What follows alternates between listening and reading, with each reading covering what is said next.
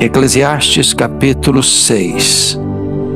Salomão assim escreve: há um mal que vi debaixo do sol e que pesa sobre os homens.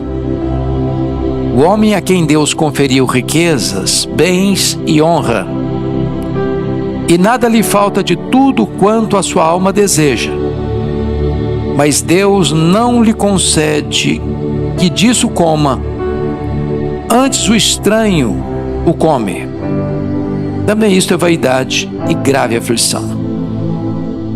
Se alguém gerar 100 filhos e viver muitos anos, até avançada idade, e se a sua alma não se fartar do bem, e além disso não tiver sepultura, digo que um aborto é mais feliz do que ele. Pois debalde, inutilmente, vem o aborto, e em trevas se vai, e de trevas se cobre o seu nome. Não viu o sol, nada conhece. Todavia, tem mais descanso do que o outro, ainda que aquele vivesse 2 vezes 1000 anos, mas não gozasse o bem. Porventura, não vão todos para o mesmo lugar? Todo o trabalho do homem é para sua boca, e contudo nunca se satisfaz o seu apetite. Pois que vantagem tem o sábio sobre o tolo, ou o pobre que sabe andar perante os vivos? Melhor é a vista dos olhos do que o andar ocioso da cobiça. Também isto é vaidade, correr atrás do vento. A tudo quanto há de vir já se lhe deu o nome, e sabe-se o que é o homem, e que não pode contender com quem é mais forte do que ele. É certo que há muitas coisas que só aumentam a vaidade, mas que aproveita isso ao homem?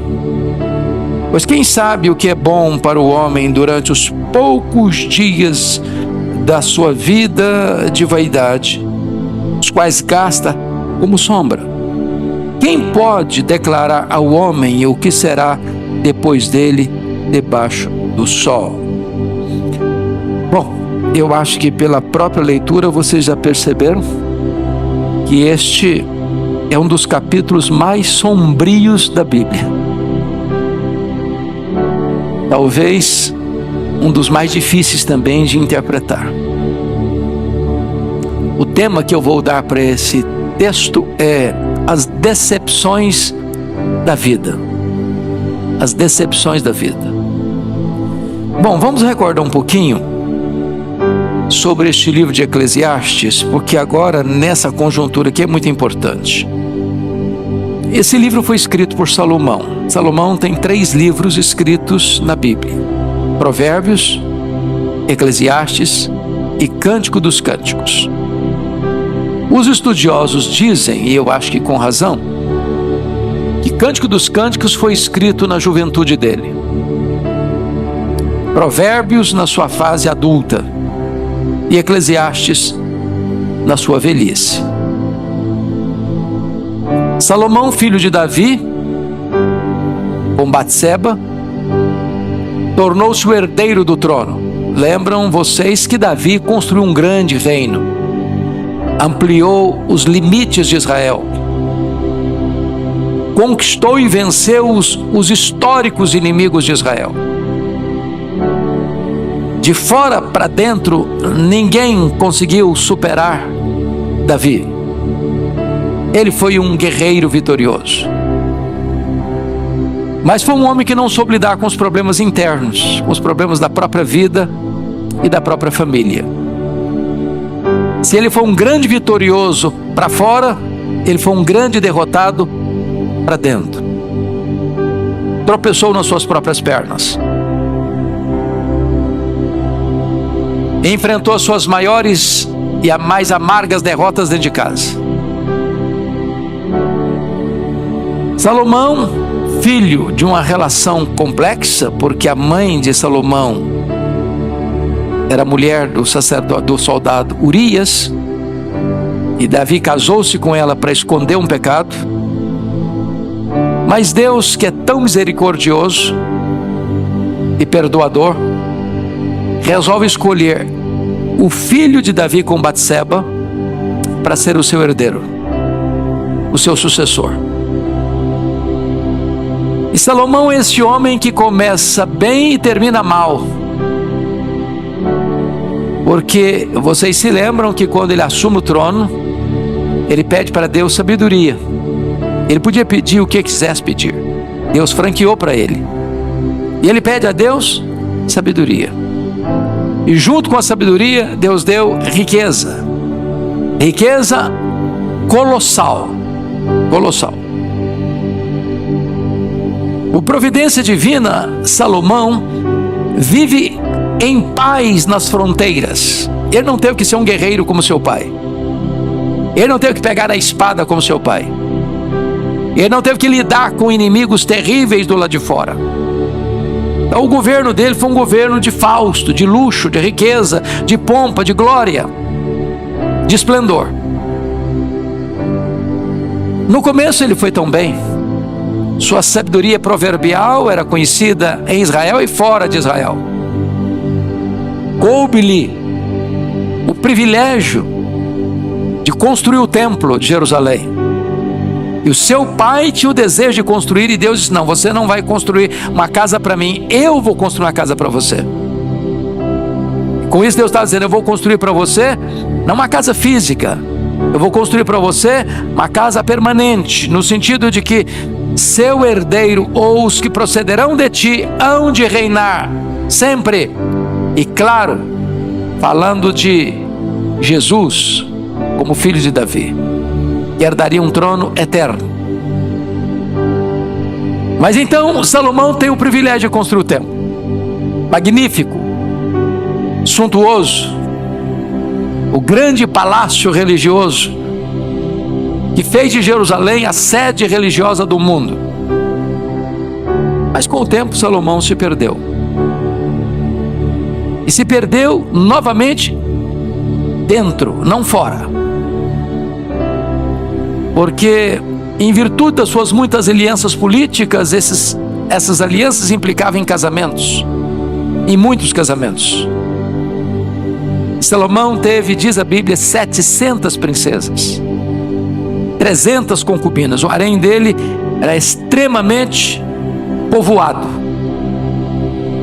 E eu imagino que Salomão deve ter tido alguns problemas com tantos relacionamentos. Se nós vivemos uma realidade de monogamia e já temos algumas lutas, imagine um camarada casado com 700 mulheres e de sobra ainda tem 300 concubinas. Obviamente essas mulheres, vindo de outras nações, tinham outros deuses, outras crenças. E Salomão acaba sucumbindo a esse sincretismo religioso, construindo templos aos deuses pagãos, entrando numa rota de apostasia e pisando no acelerador, assodadamente afastando-se dos preceitos de Deus. É nesse tempo de crise que Salomão então registra suas crises. E Eclesiastes é um livro testemunhal. Eclesiastes é um livro que está sendo escrito pelas lentes do retrovisor. Ele está olhando as crises que viveu, os dramas que viveu, as percepções que teve e narrando-as. Mas louvado seja Deus, ele começa bem, ele cai num abismo, mas por bondade de Deus ele encerra bem. Porque poderíamos dizer que capítulo 12, versículo de número 13, é a síntese da conclusão dele, das buscas frustradas, do desejo de ser feliz em tantas coisas e não conseguir. Então ele fecha não só o livro de Eclesiastes, mas a sua agenda com essa declaração: de tudo que se tem ouvido, a suma é: teme a Deus e guarda os seus mandamentos, porque isto é o dever de todo homem. Aqui no capítulo 6, é mais um texto onde ele abre o coração e revela o que nós chamamos de as decepções da vida. E eu gostaria de perceber com vocês e observar com vocês que ele ainda está na mesma sequência de assuntos que já tratou. Que assunto que ele já tratou? E ele volta a carregar as tintas para mostrar mais uma vez esse problema. É o problema da riqueza, da insatisfação da riqueza. Então vamos dar uma recapitulada no que eu já disse. Abra aí no capítulo 2, versículos 18 a 23. 2, 18 a 23. Você pode ler comigo esses versos para a gente recordar o que eu já disse, para entrar no que ele está dizendo agora? Vamos lá? Também aborreci todo o meu trabalho, com que me afadiguei debaixo do sol, visto que o seu ganho eu havia de deixar a quem viesse depois de mim. E quem pode dizer se será sábio ou estulto? Contudo, ele terá domínio sobre todo o ganho das minhas fadigas e sabedoria debaixo do sol. Também isto é vaidade. Então me empenhei, porque o coração se desesperasse de todo o trabalho com que me afadigara debaixo do sol.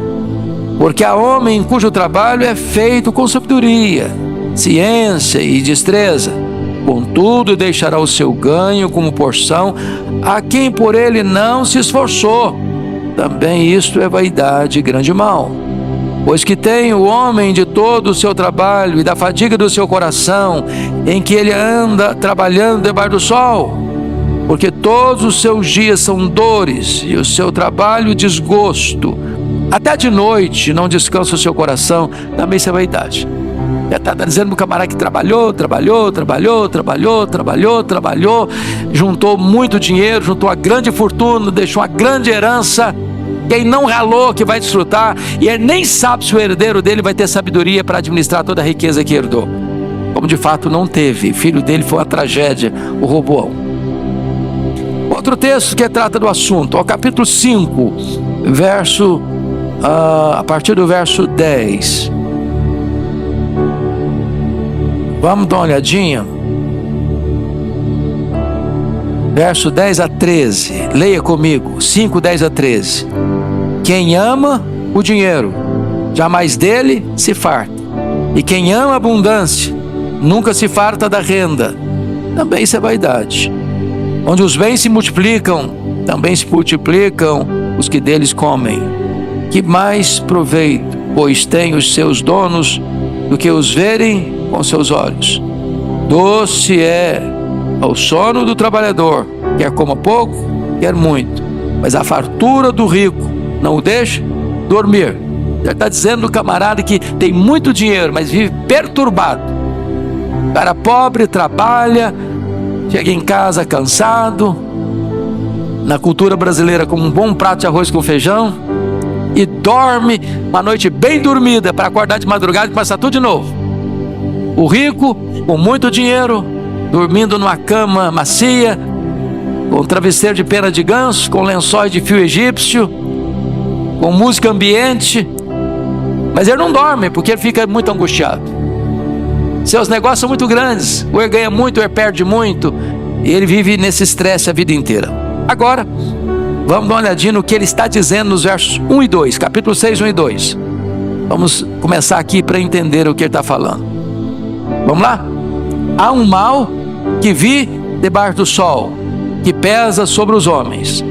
O homem a quem Deus conferiu riquezas, bens e honra, e nada lhe falta de tudo quanto a sua alma deseja. Mas Deus não lhe concede que disso coma, antes o estranho o come. Também isso é vaidade e grave aflição.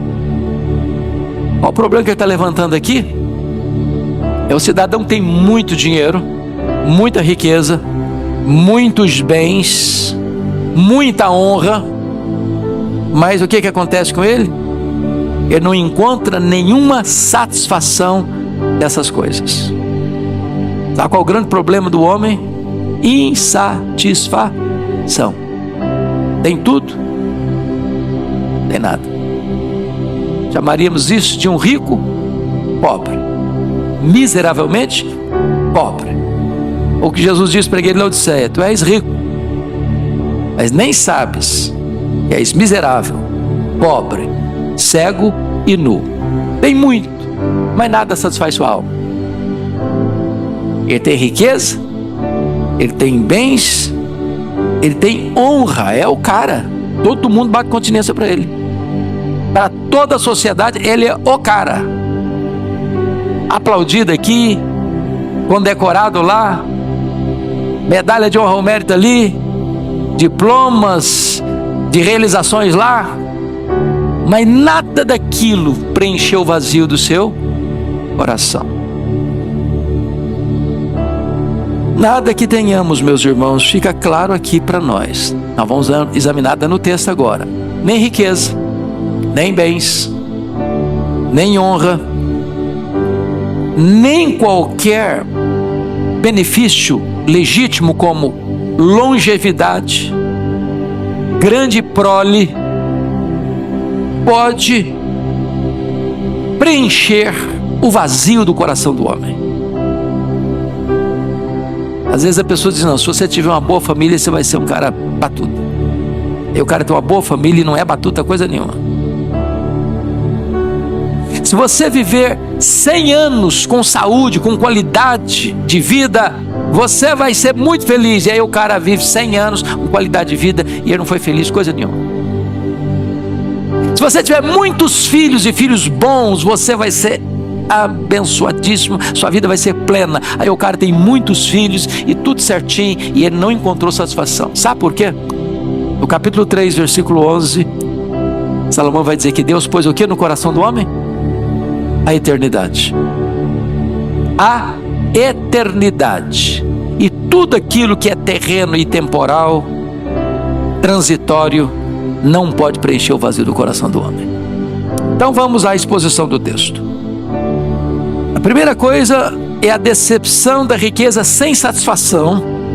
É o que ele vai mostrar aí nos capítulos 1, nos versículos 1 a 6. Então, ele que já havia definido toda a trajetória da vida do homem debaixo do sol, com vaidade das vaidades, agora ele vai mostrar uma decepção testemunhada no verso 1. Olha comigo: há um mal que vi. Preste atenção aqui. Ele não está filosofando, ele não está argumentando, ele não está aqui conceitualmente definindo alguma coisa. Ele se apresenta como uma testemunha ocular.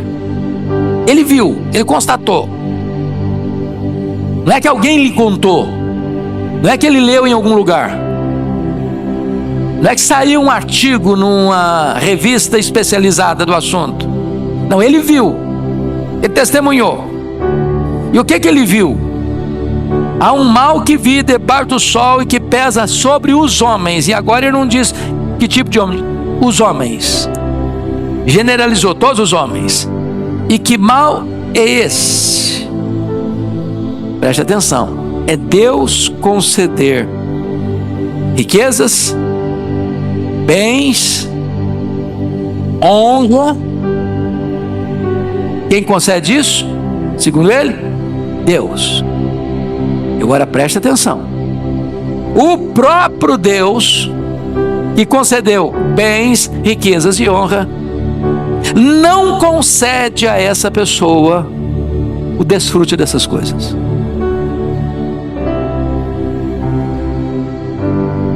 Você quer um negócio pior que isso? O cara tem tudo e não tem nada. E quem que não deixou não ter nada? Deus. Por que Deus não deixou que ele não tenha nada, desfrutasse nada? Porque essa pessoa teve o dinheiro como seu Deus, o ídolo da sua vida.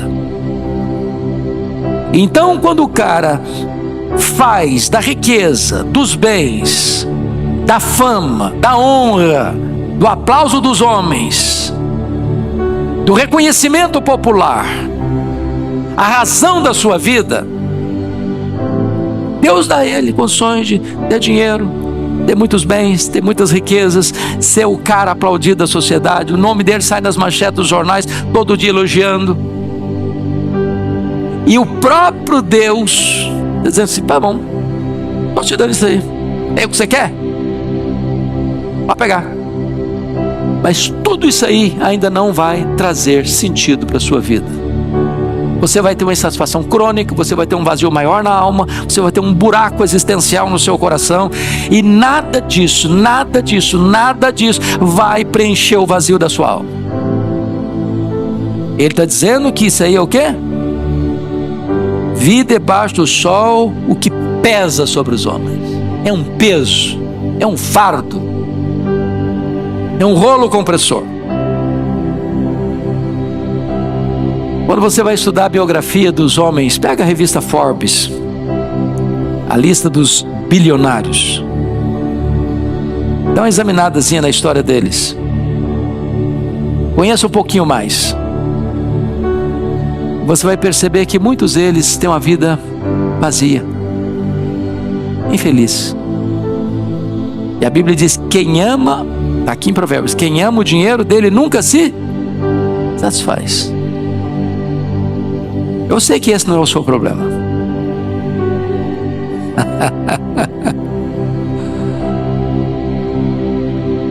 Você agradece a Deus o que Deus já lhe deu? Na linguagem do apóstolo Paulo, tendo o que comer, o que beber e o que vestir, por isso estejamos contentes, porque a piedade com contentamento é o quê? Grande fonte de lucro. Mas o amor do dinheiro é a raiz de todos os males. E muitos nessa cobiça se atormentaram, se flagelaram com muitos tormentos, se desviar da fé. Foi por isso que o Senhor Jesus Cristo afirmou que só tem dois senhores. E ele não disse que é Jesus e o diabo. Não é Jesus e César. Não é Jesus e o líder de uma nação. É Jesus e as riquezas. A riqueza é um senhor. É um feitor de escravos, que requer adoração exclusiva, devoção total. E quem se curvar diante de Mamon não consegue se curvar diante de Deus. Aí a pessoa tem a riqueza, ela tem os bens, ela tem a honra, ela é reconhecida pela sociedade, mas Deus está dizendo: eu não vou deixar você desfrutar. Tudo isso aí que você tem não vai satisfazer você. Isso é uma coisa pesada para os homens. Segundo lugar, a decepção de ter riqueza, honra e prazer, mas não desfrutar de nada disso, é algo que é imposto pelo próprio Deus. Leia o 2 de novo comigo, vamos juntos. O homem a quem Deus conferiu riquezas, bens e honra, e nada lhe falta de tudo quanto a sua alma deseja. Mas Deus não lhe concede que disso coma, antes o estranho o come. Também isso é vaidade e grave aflição. Entendamos uma coisa aqui. Na teologia nós chamamos de graça comum e graça especial. Não é verdade que Deus só abençoa o crente e não abençoa também o descrente. O que Jesus disse? Que a chuva e o sol vêm sobre quem? Os justos e os injustos. Você conhece gente que não é crente e tem uma boa família, tem um bom emprego, tem sucesso financeiro, que galga os degraus do sucesso da vida, que fica no grau da pirâmide social no topo? Conhece? Claro que conhece. Você conhece gente não crente que tem saúde, beleza? Tem um casamento bom, tem filhos educados, bem-sucedidos na vida, conhece? Claro que conhece. Como é que nós chamamos isso? Graça comum. O que é a graça especial? É a graça da salvação. É possível você receber a graça especial, ser salvo e não ser rico? E não ser famoso? E não ter os aplausos e as honras deste mundo? É claro que sim. Agora, quando você coloca os dois, o rico de coisas apenas do aqui e do agora, da graça comum, e o pobre, que tem a graça especial, a salvação em Cristo, de fato, quem é mais rico? Provérbios diz: há ricos pobres e há pobres ricos. Se você está salvo pela graça, se você é cidadão do céu, se você é herdeiro de Deus, se você é co-herdeiro com Cristo, se seu nome está escrito no livro da vida, nem todo o ouro do mundo pode comprar o que você tem e recebeu de graça. Você é riquíssimo. Riquíssimo. E o que adianta um homem ter tudo? O mundo aos seus pés, o mundo de pé aplaudindo, se tem um buraco na sua alma. Na hora que ele partir, ele não vai levar nem um centavo. Essa é uma grande decepção, descrita aqui no versículo 2. Deus dá riqueza, o cara ama o dinheiro, põe o coração no dinheiro, adora o dinheiro, serve ao dinheiro, é escravo do dinheiro, e Deus diz: então eu vou fazer uma coisa com você, eu não vou deixar você usufruir, eu não vou deixar você ter prazer, eu não vou deixar você satisfazer os anseios da sua alma. E você juntou tudo, quem vai comer é outro, quem vai usufruir é outro, quem vai desfrutar é outro. Eu não estou dizendo, irmão, que a pessoa não vai desfrutar no sentido da palavra desfrutar, não. O cara que é rico, ele vai fazer a viagem mais bonita, vai para o restaurante mais caro, ele vai para os hotéis mais requintados, ele vai rodar o mundo com seu jatinho particular. Ele está desfrutando, mas aquilo não fez o quê? Preencheu o vazio do seu coração. Porque só Jesus preenche esse vazio. Só Deus satisfaz. Ele é escravo da ganância, ele é escravo da avareza. Rico, pobre, um miserável numa gaiola de ouro. Você conhece gente miseravelmente numa gaiola de ouro?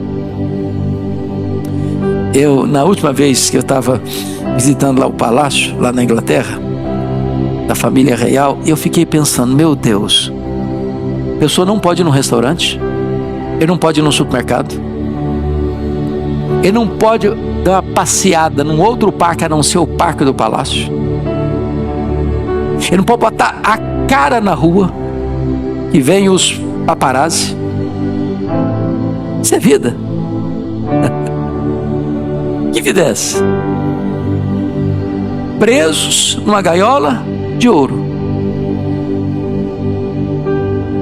Preso numa gaiola de ouro. Terceira coisa que ele vai apresentar aqui é a decepção da longevidade e de uma inúmera prole sem satisfação. E ele vai criar uma situação aqui. Vamos dar uma olhadinha no versículo 3. Leia comigo 3. Se alguém gerar 100 filhos e viver muitos anos, até avançada idade, se a sua alma não se fartar do bem e além disso não tiver sepultura, digo que um aborto é mais feliz do que ele. Bom, ele está criando uma hipótese e ele vai concluir. Vamos até os 6, vamos ler 4, 5 e 6 também, vamos lá. Pois, debalde, para um pouquinho, o que é debalde? A palavra debalde, alguém sabe o significado? Em vão, inutilmente. Pois em vão, inutilmente, vem o aborto, e em trevas se vai, e de trevas se cobre o seu nome. Não viu o sol, nada conhece, todavia tem mais descanso do que o outro. Vamos ler os 6 juntos. Ainda que aquele vivesse 2 vezes 1000 anos, mas não gozasse o bem, porventura não vão todos para o mesmo lugar? Ele está criando aqui uma hipótese, né? Ele está criando aqui uma situação irreal. de alguém que tenha o privilégio de viver 2000 anos. Alguém já viveu 2000 anos? Quem viveu mais tempo foi Matusalém. Não chegou a 1000 anos. Ele está criando aqui uma hipótese exagerada. Ainda que alguém vivesse 2000 anos. Ou seja, ganhou de todo mundo na longevidade. Campeonato da longevidade foi medalha de ouro nas Olimpíadas da longevidade. Quantos filhos ele teve? 100. Conhece alguém que teve 100 filhos? Bom, ainda assim, se ele não desfrutou o bem, o que é bem aqui?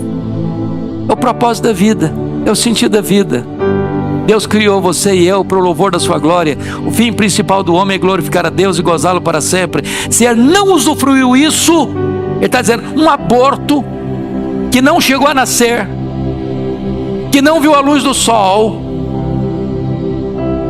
que saiu do ventre para a sepultura, é mais feliz do que ele. É desesperadora, não? Desesperador. Salomão aqui está carregando as tintas aqui para mostrar a decepção da vida. O que a sociedade diz hoje? Que o segredo da felicidade é ter uma vida longa. E é bom ter uma vida longa, não é não? Se alguém não quiser passar pela velhice, o segredo é morrer cedo. Agora, a velhice, como diz Dr. Billy Graham, não é para os fracos. Essa frase do último livro que o Billy Graham escreveu, na fase final da vida, para mim valeu o livro. A velhice não é para os fracos. Às vezes nós queremos dourar a pílula, não é verdade? A melhor fase. Eita Jesus, será que é mesmo? Engana que eu gosto, né? Me engana que eu gosto. Poderia ser a fase de ouro. Tudo bem, a fase de ouro ainda vai lá. Ainda passa. Mas é uma fase que tem coisas boas e tem coisas difíceis. O que é difícil? As forças vão acabando. Aquela beleza que a gente olhava no espelho e queria olhar um pouco mais, agora você olha já se sai correndo. Será que sou eu mesmo? Não é possível, meu Deus. Onde foi minha beleza? Quem me roubou essa beleza? As rugas vão aparecendo. Os cabelos ficam brancos ou caem, não tem jeito. É a fase das dores, tudo começa a doer. Tudo. O joelho não funciona direito mais, as pernas não obedecem à cabeça mais. Agora, o que está dizendo é o seguinte: ainda que o cara envelheça, e ele vai ganhando mais tempo e vai envelhecendo, e ele completou 100 anos, 200 anos, 300 anos, 500 anos, 1000 anos, 1500 anos, 2000 anos, aí é o prodígio dos prodígios. Ainda que a prole do camarada seja tão numerosa que ele teve 100 filhos, campeão.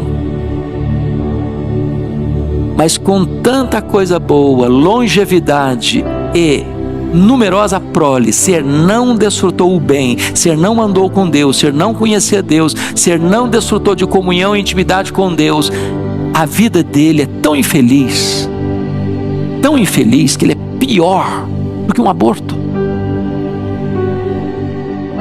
Você já pensou se um bebê que está sendo gerado no ventre da mãe pudesse falar: não, mas eu não quero morrer agora. Ué, nem nasci ainda. Deixa eu ver a luz do dia. Deixa eu curtir um pouco. Ele não teve o principal dos privilégios, que é o quê? Nascer. O que dizem os entendidos aí que há duas coisas fundamentais na vida de um ser humano, ou 2 dias fundamentais na vida do ser humano. O primeiro é o dia que ele nasce. O segundo é o dia que ele entende por que nasceu. Por que você nasceu? Por que você está aqui? Aquela famosa pergunta filosófica: de onde eu vim? Por que é que eu estou aqui? Para onde eu vou? Qual a propósito da minha vida? Já parou para perguntar isso? Para que é que eu existo? Tem pessoas que estão vivendo, estão empurrando a vida com a barriga. Mas nunca parar para pensar: por que é que eu estou aqui? Para que é que eu existo? Por que é que eu estou nessa família? Para que é que eu estou morando em São Paulo? Para que é que eu frequento a Igreja de Pinheiros? Para que é que eu estou na família que eu estou? Por que é que eu estou no trabalho que eu estou? O propósito de Deus para a minha vida? O que Deus quer de mim? Para que eu estou aqui nessa conjuntura? Entender isso é fundamental. E esse autor está dizendo o seguinte, Salomão está dizendo o seguinte: se você, tendo as maiores bênçãos e as mais cobiçadas bênçãos, longevidade e prole numerosa, se você não entendeu isso, você é uma pessoa totalmente frustrada. Frustrada. O que ele está falando? Longevidade e prole são bênçãos da graça comum. Você conhece cara que não é crente, que morre com 100 anos? Nossa realidade aqui já é um prodígio, né? Você conhece cara que não é crente, tem uma família numerosa e baixa a sepultura sem nunca ter a dor de ver um filho morrer? Não é uma coisa maravilhosa? Mas sem Jesus, até isso não satisfaz o coração. Quando eu vou para a Bíblia, eu encontro algumas pessoas, por exemplo, em relação a prole.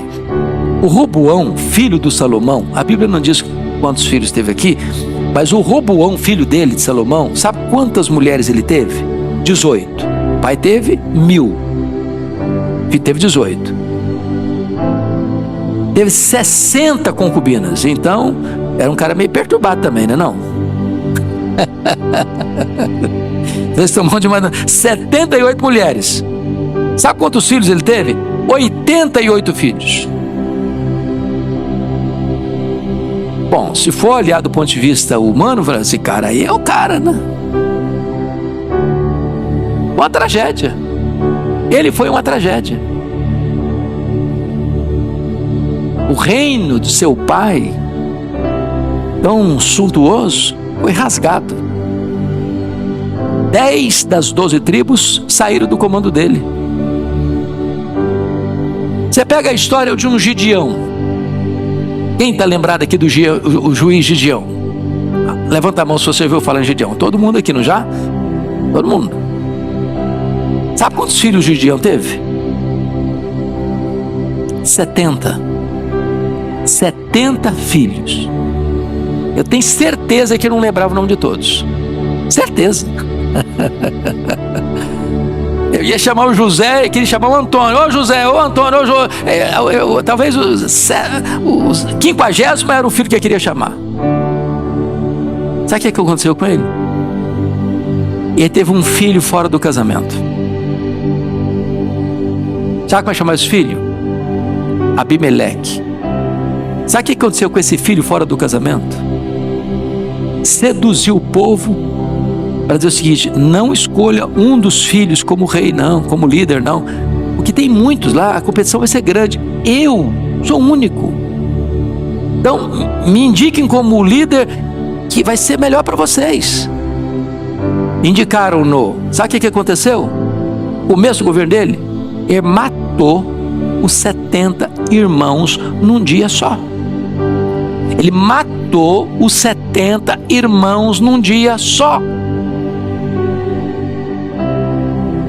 Você já imaginou o que é isso? O fato de alguém ter longevidade, o fato de alguém ter prole, o fato de alguém ter riqueza, o fato de alguém ter bens, o fato de alguém ter honra, em si mesmo, não faz o quê? Preenche o vazio da alma.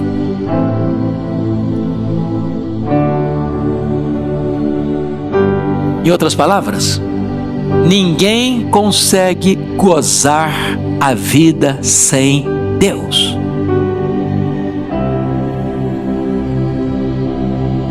que Salomão está dizendo? É melhor morrer no ventre do que viver 2000 anos e fechar a vida sem o amor da família. Porque notem vocês, versículo 3: se alguém gerar 100 filhos e viver muitos anos até avançada idade, ainda que hipoteticamente 2000 anos, e se a sua alma não se fartar do bem, e esse bem andar com Deus, além disso não tiver sepultura. O que significa além disso não tiver sepultura? O cara decide depois que ele morre? Morreu. Ele não decide mais que cemitério vai ser sepultado, se vai ter um caixão de cedro de tantos R$1.000. Sabe o que aconteceu? O cara viveu 2000 anos. O cara teve 100 filhos. Mas o que ele não era? Amado pela família. Não teve ninguém da própria família para sepultá-lo. Ele foi sepultado como um indigente. É claro que Salomão está criando um fato hipotético aqui para retratar para nós até que ponto um homem pode ir na busca da satisfação pessoal, da realização pessoal sem Deus. Sem Deus. Vamos ao outro ponto do texto: a decepção do trabalho sem contentamento. O trabalho é uma bênção, gente? Quem acredita que o trabalho é uma bênção aqui? Todo mundo, né? E tem gente que acha que o trabalho é consequência do pecado. Não, de jeito nenhum. Quero saber quem inventou o trabalho. Não, você quer saber? Dou o endereço CPF. Foi Deus. Quem inventou o trabalho foi Deus. Antes da queda. Depois da queda o trabalho se tornou penoso. Mas depois da glorificação nós vamos trabalhar novamente sem peso. Que nós o serviremos. E eu fico até imaginando essa cena, meus irmãos. E alguém já disse que se com esse corpo nosso tão frágil e tão limitado, nós conseguimos fazer coisas tão esplêndidas. Imagine você com um corpo glorificado, imortal, incorruptível, glorioso, poderoso, espiritual, celestial, semelhante ao corpo da glória do Senhor Jesus. Nós o serviremos sem cansaço, sem fadiga, sem estresse, sem limitações, para sempre. Eu pergunto a você: as pessoas trabalham só porque precisam sobreviver? Você pega um cara hoje multibilionário, você falasse assim: a partir de hoje eu só vou ficar deitado na minha cama, porque o que eu já ganhei vai dar para eu viver 100 anos sem precisar trabalhar. Claro, não conseguiria. O que é trabalho? E o trabalho dignifica o ser humano. O trabalho faz parte da própria vida humana. A ociosidade é uma tragédia. É por isso que os estudiosos dizem que o camarada que se aposenta e veste um pijama, ele morre logo em seguida. Porque a aposentadoria não significa cessar de trabalhar, significa que você vai dar uma mudada na rotina, talvez na atividade, mas você precisa continuar funcionando. Você e eu precisamos ser como uma vela. Sabe qual é a característica da vela? A vela brilha com a mesma intensidade até acabar. Tem gente que me pergunta assim: o que você pretende fazer depois que você jubilar? Você está pensando em comprar uma casinha na montanha ou uma casinha na praia? Eu falei: não penso nada disso. Eu quero é trabalhar até Jesus voltar ou até Ele me chamar. Porque é isso que dá prazer.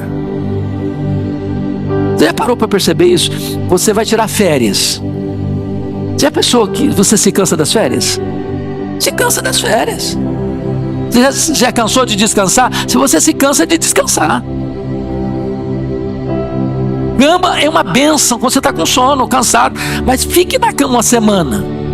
Você vai ficar na cama uma semana. Vou trazer café da manhã, vou trazer almoço, vou trazer jantar, vou trazer suquinho gelado. Daqui uma semana você não aguenta mais.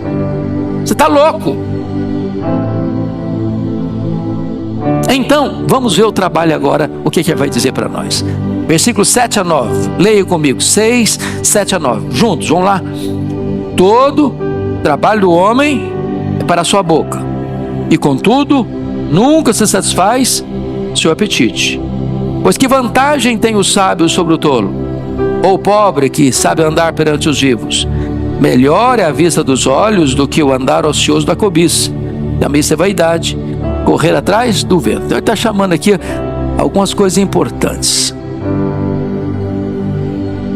É muito triste o homem que só trabalha para comer. Muito triste. Ele só trabalha para atender as necessidades dele. Jesus disse lá em João 4: a minha comida consiste em fazer a vontade daquele que me enviou. Ou seja, tem algo mais importante do que se você comer um bom prato quando você está com fome. É fazer a vontade de Deus. Isso satisfaz você mais do que o alimento. O que Paulo disse em 1 Coríntios 10, 31? Portanto, quer comais, quer bebais, quer façais qualquer outra coisa, fazei tudo para a glória de Deus. Então vamos ver o que ele está mencionando aqui no versículo 7. Primeiro, o apetite insaciável. Todo o trabalho do homem é para a sua boca. Contudo, nunca se satisfaz o seu apetite. É come, come, come, come. E ele vai ter vontade de comer de novo, de novo e de novo. E ele nunca está o quê? Satisfeito. Quando Jesus diz assim: eu sou o pão da vida, quem de mim se alimenta nunca mais terá fome. De que pão ele está falando? Do pão físico? Material? Não. Não. Ele está falando de uma satisfação que o pão da terra não pode dar. Ele está falando de uma satisfação interior que só Deus pode satisfazer. Meus irmãos, se nós pudéssemos hoje aqui escolher, selecionar as 10 coisas mais prazerosas da vida, do ponto de vista humano e terreno. Lembra aqueles livros lá, 100 lugares que você precisa conhecer antes de morrer? 100 isso que você precisa fazer antes de morrer? Hipoteticamente, imagine que você fizesse todas 100. Preencheria o vazio? Imagine que nós fôssemos selecionar aqui os 10 ou os 100 hotéis mais chiques do mundo, e você fosse a cada um deles. Ou que você tivesse uma seleção dos 100 melhores restaurantes do mundo e você fosse em cada um deles. Ao final você estaria com um peito preenchido, com um vazio preenchido? Agora sim, agora eu estou feliz. Não estaria não. Porque o cara que só busca satisfação nas coisas materiais, seja o dinheiro, seja o sexo, seja a fama, seja a honra, seja os aplausos do mundo, seja as medalhas de condecoração, seja isso, seja aquilo, ele vai ter tudo isso. E Deus está dizendo: eu não vou deixar você ter prazer em nada disso. Nada disso vai preencher o vazio do seu coração.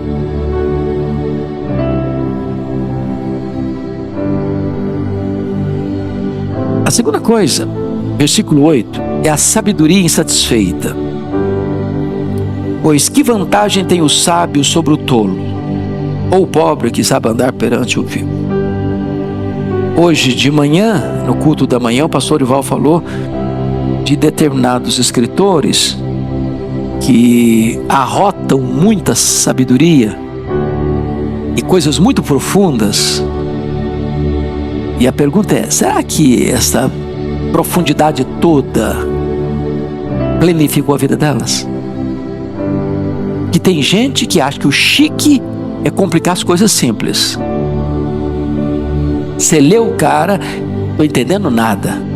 É isso mesmo, você lê de novo. Ou eu sou ignorante demais, limitado demais, ou esse cara é inteligente demais. Mas que na verdade ele acha que ser chique é complicar o simples, quando na verdade a beleza está em você simplificar as coisas profundas e complexas. Mas pense num cara sábio. Mas pense no mais sábio. Pense no cara que tem vários títulos de honra o mérito dos mais requintados, prêmio Nobel. Pergunta para ele: isso deu o significado da sua vida? Lá no fundo preencheu o vazio do seu coração? E a resposta honesta é um sonoro não, não, não. Tudo que ele jogou para dentro, todas as taças dos prazeres que ele jogou para dentro, só aumentou ainda mais o vazio da sua vida. O mais sábio tem desejos insatisfeitos que só Deus pode satisfazer. Mas agora, em terceiro lugar, vai falar do desejo vagabundo. Desculpe da expressão. Vagabundo é aquele que fica vagando. Olha o versículo 9, 6:9. Melhor é a vista dos olhos do que o andar ocioso da cobiça. O andar ocioso da cobiça é o seguinte: o cara está cobiçando isso, ele está cobiçando aquilo, ele quer cobiçar mais um prazer, ele quer cobiçar mais uma aventura, ele quer cobiçar mais uma riqueza, ele quer cobiçar mais um bem, ele quer cobiçar mais uma propriedade, ele quer cobiçar mais um carro, e ele está vagando para cá, ele está vagando para lá, e ele está desesperado, correndo para lá, para cá, para lá, para cá, para lá, para cá, para lá, para cá, e ele não consegue parar e agradecer o que ele já tem. Sabe qual é o risco disso? Chama-se insatisfação. Eva, num determinado momento, junto com Adão, imaginaram que o Éden era um lugar muito bichuruco, muito, muito, muito medíocre, que eles mereciam mais. E aí caíram e arrebentaram com a gente também.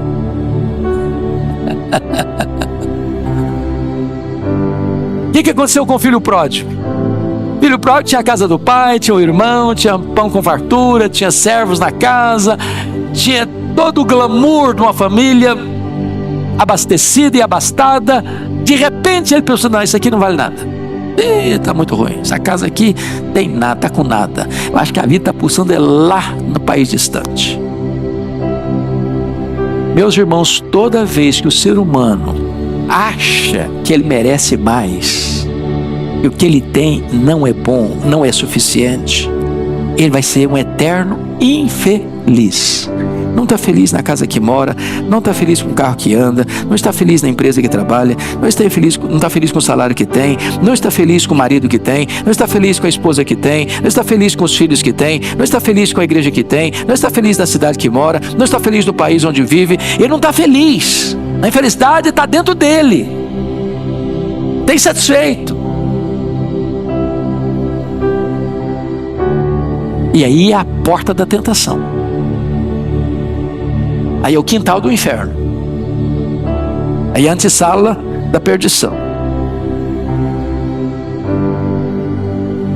É por isso que Paulo escreve para Timóteo o seguinte: a piedade com contentamento é grande fonte de lucro. Lá em Filipenses, o apóstolo Paulo, no capítulo 3, versículo 19, ele diz que algumas pessoas só se preocupam com as coisas terrenas. O cara se casa por dinheiro, ele se divorcia por dinheiro, ele se corrompe por dinheiro, ele mente por dinheiro, ele vende a alma dele pro diabo por causa de dinheiro, ele morre por dinheiro, ele mata por dinheiro. E a hora que ele tem o dinheiro não satisfaz. Lembra dos bandeirantes? E aqui no Brasil correram atrás de pedras preciosas. E de repente carregavam no colo, no peito, de pendurado no pescoço, sacola, um monte de pedras verdes. Esmeralda, não é isso? Esmeralda. E aí vinha a febre, o cara tremia todo. E a morte chegando, e o cara tentava empurrar aquele saco de pedras preciosas para dentro dele. Mas não resolvia. Não resolvia. Preocupação com as coisas materiais. Melhor é você ter o pouco com desfrute que ter muito e não usufruir nada. E quando eu falo usufruir, eu não estou nem falando no aspecto de poder comprar a melhor roupa, ir no melhor restaurante, comprar o melhor carro, morar na melhor casa. É de não usufruir com contentamento como dádiva de Deus. Para fechar, para encerrar, a decepção das perguntas sem respostas. Versículo 9, 10 e 11. Vamos dar uma olhadinha aí comigo? 10 e 11, vamos juntos? A tudo quanto há de vir, já se lhe deu o nome. E sabe-se o que é o homem, e que não pode contender com quem é mais forte do que ele. É certo que há muitas coisas, isso aumenta a vaidade. Mas que aproveita isto ao homem? O homem não pode mudar o curso da história, nem contender com Deus. Os nomes já foram atribuídos, tudo já foi rotulado e categorizado. Em outras palavras, o homem não ganha discussão com Deus. Tenta discutir com Deus. Tenta entrar numa disputa com Ele. Paulo, escrevendo aos Romanos, diz: quem és tu, homem, para discutir com Deus? Pode, porventura, o vaso discutir com quem fez o vaso, o oleiro? O vaso não manda no oleiro, é o oleiro que manda no vaso. Não entre nessa discussão com Deus, você vai perder. Pega o livro de Jó. Vocês lembram dos golpes que Jó sofreu? Perdeu seus bens, enterrou seus filhos, perdeu a sua saúde, perdeu o apoio da mulher, perdeu o companheirismo dos amigos. E o que ele fez? Fez 16 perguntas para Deus. Por quê? Por quê? Por quê? Por quê? Por quê? Por quê? Por quê? Por quê? Parecendo criança de 4, 5 anos. Criança de 4, 5 anos é a fase das perguntas. Por quê? Por quê? Por quê? Por quê? Por que eu não morri no ventre da minha mãe? Por que eu não morri ao nascer? Por que a minha mãe não estava com seios multidireitos para morrer de fome? Por que o senhor não me mata de uma vez? E por quê? E por quê? E tal. E aí, ele não contente com as perguntas, ele vai para as queixas. Ele fez 34 queixas contra Deus. O que Deus fez? Silêncio. Não respondeu nenhuma das perguntas. Quando Deus resolveu falar, Deus não respondeu nenhuma das perguntas, nenhuma das queixas. Deus fez 70 perguntas para ele. 70. Todas retóricas. E Deus perguntou: ô Jó, onde você estava quando eu lançava os fundamentos da terra? Onde você estava quando eu cercava as águas do mar? Onde você estava quando eu espalhava as estrelas no firmamento? O que Deus está fazendo com Jó? Seu Jó, você, meu filho, é muito pequeno. Você está querendo desafiar a mim? Você está querendo ganhar a discussão de mim? Você precisa compreender quão grande eu sou. O que ele está mostrando nesse texto, meus amados irmãos, é que há perguntas que nós fazemos e aqui podemos não ter respostas.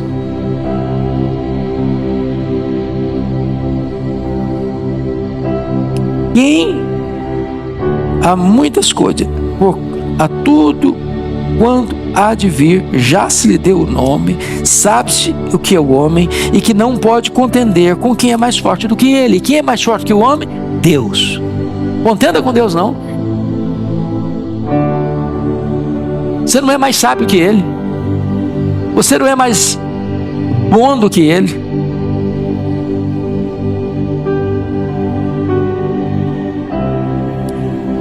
É certo que há muitas coisas que só aumentam a vaidade, mas que aproveita isso ao homem. Então, vamos fechar com o último ponto. Você pode ler o verso 12 comigo, o último versículo? Vamos juntos? Pois quem sabe o que é bom para o homem durante os poucos dias da sua vida de vaidade, os quais gasta como sombra? Quem pode declarar ao homem o que será depois dele debaixo do sol? O homem não tem resposta para os dilemas da vida e da morte, porque as grandes perguntas aqui têm a ver com a vida e têm a ver com a morte. Você já parou para perguntar por que que fulano vive apenas alguns meses no ventre da mãe e vira um aborto? Notinha de rodapé: Deus não trata o ser humano que está sendo gerado como uma coisa, como uma massa, mas como um ser humano. É por isso que a igreja é categórica em reprovar o aborto. É um ser. A vida começa na concepção. Por que que algumas pessoas nem nascem? Por que que outras morrem ao nascer? Por que que outras vivem apenas a infância e morrem? Por que que as outras no vigor da juventude morrem? Por que que outras vivem uma vida longeva? E ainda pior, por que que pessoas piedosas morrem cedo? Por que que gente má, perversa, tem vida longa? Eu estava vendo um filme sobre a Segunda Guerra. Um dos principais criminosos da Segunda Guerra morreu de velhice. Levou milhares de pessoas à morte. E aí você vê um missionário piedoso, David Brainerd, morrer com 29 anos. Você sabe explicar isso? Sabe por quê? Eu tenho perguntas, mas nem sempre tenho as respostas. E eu preciso o quê? Me calar. Porque eu não posso discutir com quem é mais forte do que eu. O barro não pode perguntar para o oleiro: por quê? Submete-se. Cale-se. O silêncio tem hora que é mais sábio do que os discursos. Mas se eu não consigo explicar a brevidade da vida e a inevitabilidade da morte, ele está dizendo que a vida aqui debaixo do sol, ela não vai ter explicação nem satisfação, a não ser que você olhe a vida acima do sol, na perspectiva de Deus. Então, como é que é viver aqui acima do sol? Tito diz que nós devemos viver de forma sensata, justa e piedosamente. Sensata em relação a você mesmo, uma forma justa em relação ao próximo, piedosamente em relação a Deus. Você precisa viver uma vida plena com você mesmo, com o seu irmão e com Deus. O que é viver acima do sol? Para mim, o viver é Cristo e o morrer é lucro. O que é morrer para um crente, na perspectiva acima do sol? Morrer é deixar o corpo e habitar com o Senhor. Morrer é partir para estar com Cristo, que é incomparavelmente melhor. Morrer é uma bem-aventurança. Bem-aventurado daqueles que desde agora morrem no Senhor, para que descansem das suas fadigas e as suas obras os acompanham. O que é a eternidade para um cristão? Que é o céu para um cristão? O céu para nós é a casa do Pai, é o paraíso, é a Nova Jerusalém, é o seio de Abraão, é um lugar e um estado de bem-aventurança, onde Deus vai enxugar dos nossos olhos toda lágrima, onde não vai ter mais dor, nem pranto, nem luto, porque as primeiras coisas já terão passado. Essa é a vida vista não debaixo do sol, mas acima do sol, onde Cristo vive, de onde vai voltar para buscar a sua igreja. Que Deus nos abençoe. Vamos ficar em pé e vamos orar.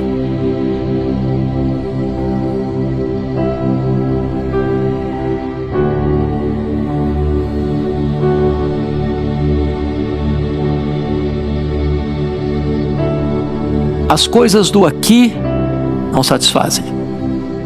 As melhores coisas não satisfazem. Sem Deus, nada satisfaz. Mas você não precisa viver uma vida de eterna insatisfação. permanente decepção. Se você correr para Jesus, Ele tem para você vida e vida em abundância. Bendito Senhor, louvado seja o teu nome, pela tua palavra, que nos mostra o caminho do homem que busca satisfação naquilo que não pode preencher o vazio da sua alma. Ao mesmo tempo, esta palavra revela-nos que tu tens para nós vida plena, maiúscula, superlativa, abundante, eterna, e que só na tua presença há plenitude e alegria, e só na tua presença e à tua destra há delícias perpetuamente. Se porventura alguém aqui entrou, ou alguém está nos acompanhando, cuja vida ainda está vazia, está correndo para lá e para cá em busca de satisfação, que nesta manhã este coração se renda a Jesus e encontre nele a própria vida eterna. Assim oramos em nome de Jesus. Amém.